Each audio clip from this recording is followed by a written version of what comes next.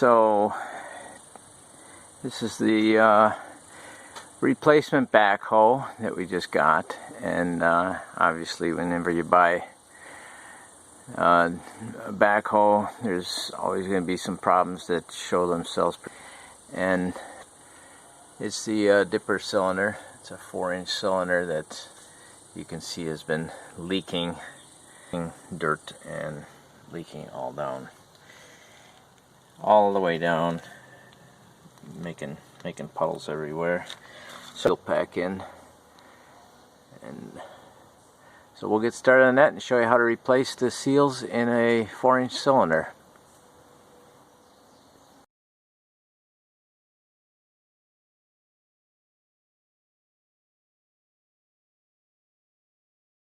Here's a little better shot of what's going on here. We have lots of hydraulic fluid coming down, running down here, and you can see it's dripping out of there pretty fast. So it's been time to replace that for a while. You can see how much dirt has collected there from the oil leaking. So anytime you see a lot of dirt collected on things, you know there's been a leak, and that's what we're going to get started on. So first, I've lowered the boom. We'll have to pull those clips off. I have large C-clip pliers for that. The regular size that you buy at the hardware store are not going to work for that usually. These are too big for that. And then we'll pull that pin out, raise the cylinder up, and then we'll able to pull the gland out. This is called the gland. The first thing you have to do is you have to pull the set screw out. The set screw is on a split tapped hole that keeps the gland from turning once it's been installed. So those would line up, and then you use an Allen wrench to get that out. And this I think is a 5/64 Allen screw. And so we get that in there and then unscrew that. If you try to take the gland out without pulling this out, you will wreck probably the threaded hole in the set screw, or you won't get it out at all. As you can see, it's coming out nicely. And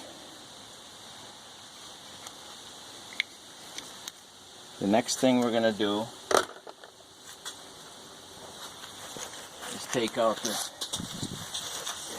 clips here, and I have these heavy duty that I ordered online because the local hardware stores don't sell these. So we're going to take that clip off of there, and these are ratcheting, so it just comes off like that.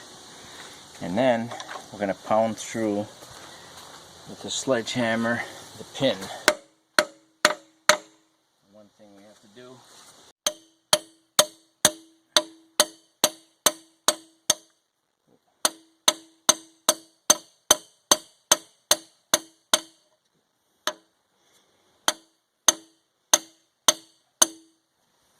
the cylinder, I have the pin out far enough past the piston, and I can pull this out easily now. And then we're going to pry up on the cylinder to get it past the dipper, and then we can pull it out. So that's the next step. Spanner wrench. Normally I use a spanner wrench that goes to two of these points and goes around and turns that. And as you can see, there's lots of pipe wrench marks, channel lock marks on the outside, so that's been done before. What I usually use is a little punch, and then I alternate between a couple holes, tapping it until it breaks loose. And then I take the channel locks and stick those on there, and get that to start turning.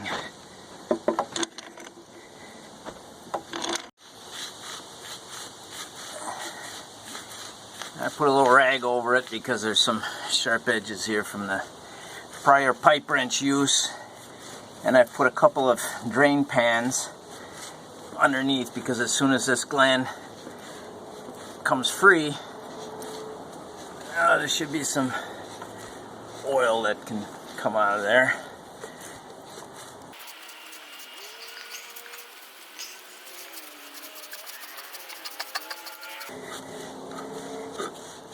There it comes.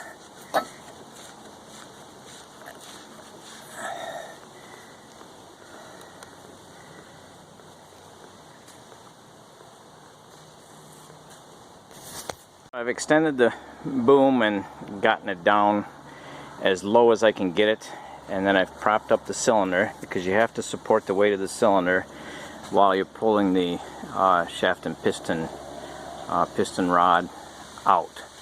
And be very careful with this, because once it's loose it's very heavy, especially on a 4-inch cylinder that's this long. Two ways to get the cylinder out. You can take the hose off the end and drain it and then pull it out, because then air will be allowed to go in. Or you can use the lever and push the cylinder out until it gets to the expanded part there, and then you can pull it out by hand, which we did. To hold the piston rod in place, I've put it in its original position with the pin partially in, so it doesn't turn, so you have something to torque against. Get enough on there, so I went and got my 3/4 inch drive socket and ratchet and my 5-foot pipe. It's a 1 13/16 socket, and they are pretty tight.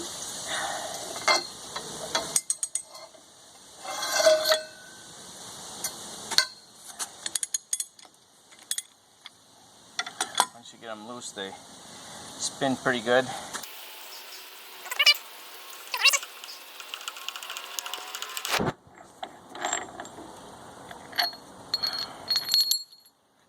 I've taken the seals, piston rings off of there, and then to get the gland, the piston off, I just tap it with this ring and that just comes off. Then we can take the gland off. Just support it, and then this comes off.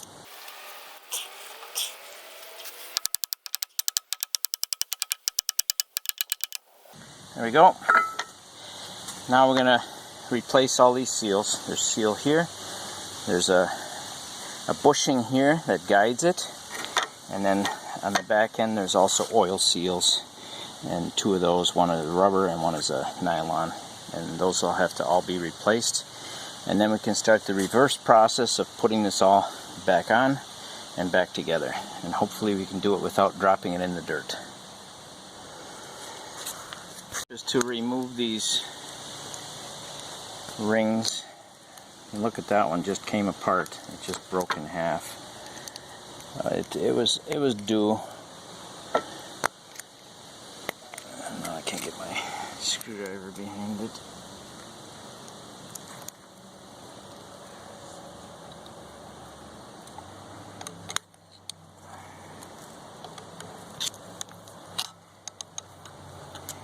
Slippery little bugger.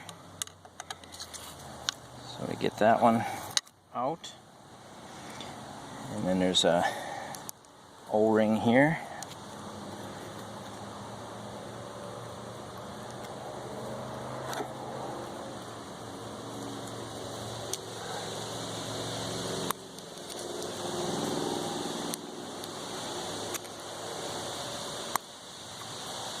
Stop. Pull that one out, and that's called a buffer ring. It's not in the same order that the diagram shows, but this is the one that has the groove, and so the new one that goes in there will have the groove like that. The next is the bushing. The bushing is split, so it comes out a little easier. You just collapse it and push it out.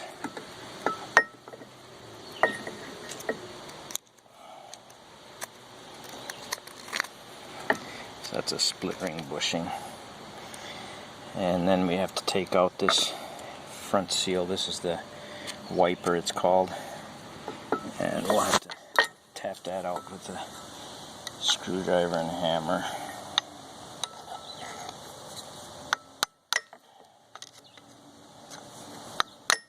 Peel out of there very easy, but I had to get a chisel to collapse this metal ring until it was loose. And then I think I can pop it out of there with a screwdriver.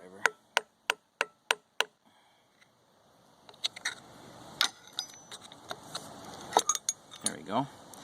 So that's all the seals are out, all the wipers, everything is all out of there. Now we just have to clean this up and start reinserting the seals.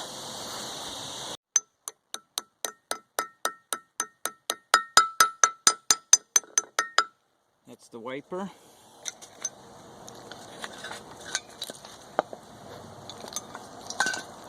And we have the new bushing.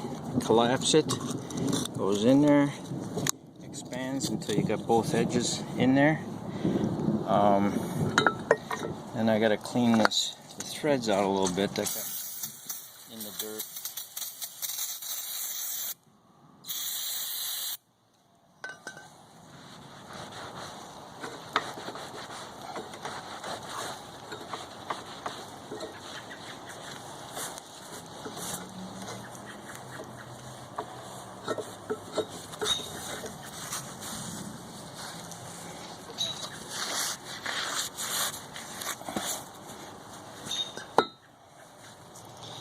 Then we have the O-ring next. That goes on the outside here, like that. And then we have this goes with the flanged. And then it's started over. So this one goes in next. You have to collapse it to get it in there. It's a little bit difficult.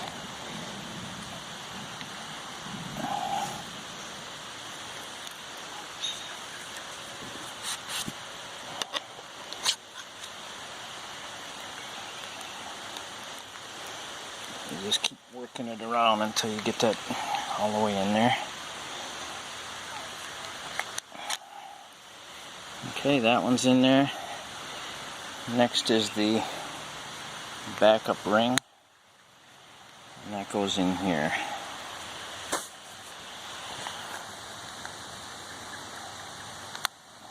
And then the whole gland goes back on here, and it's a little difficult sometimes to get it started.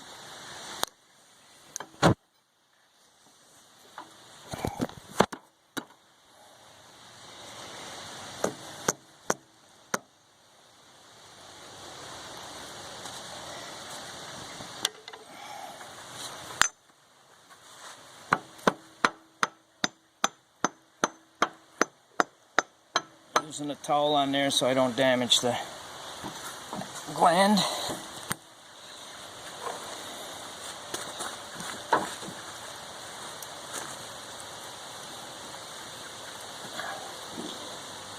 Next goes the spacer ring.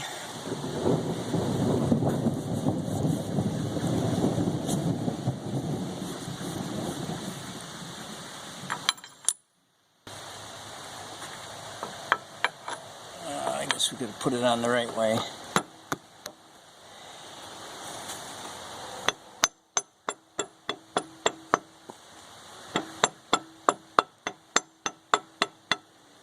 Okay, and then the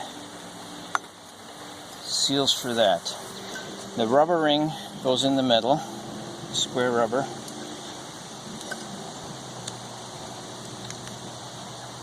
And then there's two split bushings. These go one there, one there, and then this is a somewhat split ring, just enough so you can get it on there so that the oil doesn't actually go through there,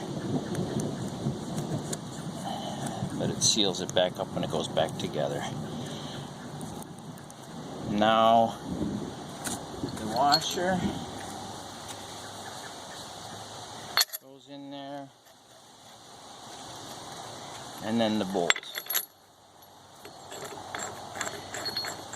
Now the torque spec on this is pretty high, and I don't know if I actually have a torque wrench that goes that high. So we're going to use that 5-foot pipe just like we got it off. We're going to get it back on. When we put the piston back in, you can only get in a little bit if you don't have the hose disconnected, because there's air pressure and it wants to pop it back out.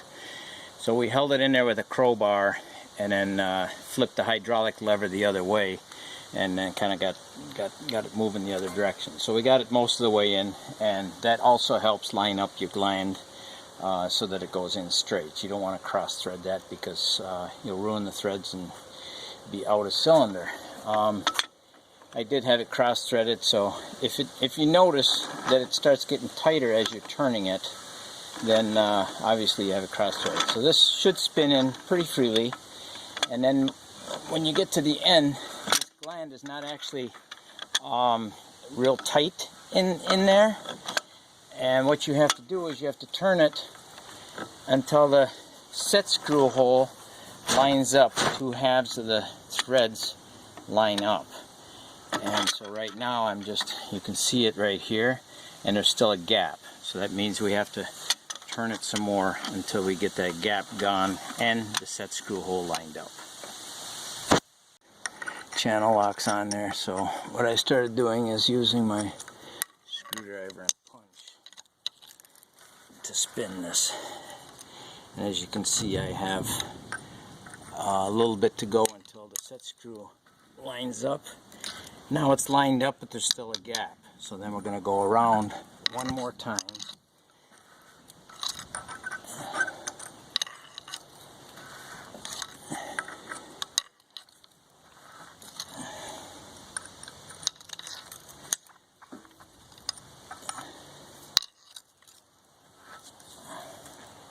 Oh boy.